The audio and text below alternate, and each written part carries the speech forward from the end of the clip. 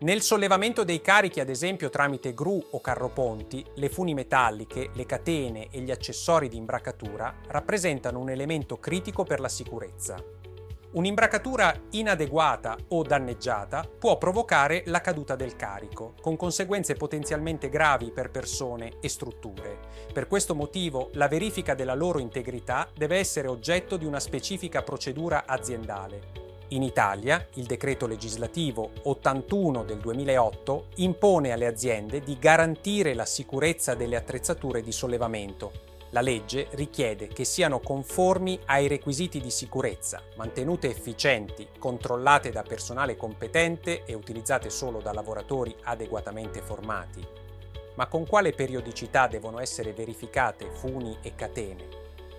Qualora il fabbricante non fornisca indicazioni specifiche sulla periodicità dei controlli, il decreto legislativo 81 impone di effettuare le verifiche con una periodicità di 3 mesi. Le modalità di svolgimento dei controlli devono essere conformi alle indicazioni fornite dai fabbricanti, ovvero, in assenza di queste, dalle pertinenti norme tecniche o dalle buone prassi o da linee guida. Per gli accessori di sollevamento, il rapporto tecnico UNI 11705 del 2018 costituisce una guida utile sui metodi di controllo degli accessori di sollevamento. Tale rapporto tecnico rimanda a sua volta ad altre norme tecniche, alle quali fare riferimento per i diversi accessori di sollevamento. In generale, le verifiche da eseguire sono di 3 tipologie. Il controllo visivo giornaliero, eseguito dall'operatore con lo scopo di identificare danni evidenti che compromettono la funzionalità della fune o della catena o della braca. I controlli periodici programmati, svolti da personale qualificato con cadenza prestabilita. Le verifiche straordinarie, ossia controlli approfonditi effettuati dopo eventi eccezionali, come ad esempio urti o sovraccarichi, finalizzati a verificare la piena efficienza dell'attrezzatura dopo tali eventi.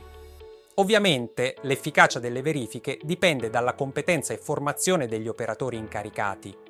Le verifiche possono essere svolte da operatori interni all'azienda, purché adeguatamente formati al ruolo di addetti alle verifiche periodiche sugli accessori di sollevamento, con competenze documentate e aggiornamento regolare. Ovviamente, qualora una fune o una catena non superi la verifica, deve essere dismessa immediatamente. Dunque, le verifiche di integrità di funi e catene rappresentano una barriera fondamentale contro gli incidenti sul lavoro, perché consentono di ridurre i rischi, proteggere le persone e garantire la continuità del lavoro.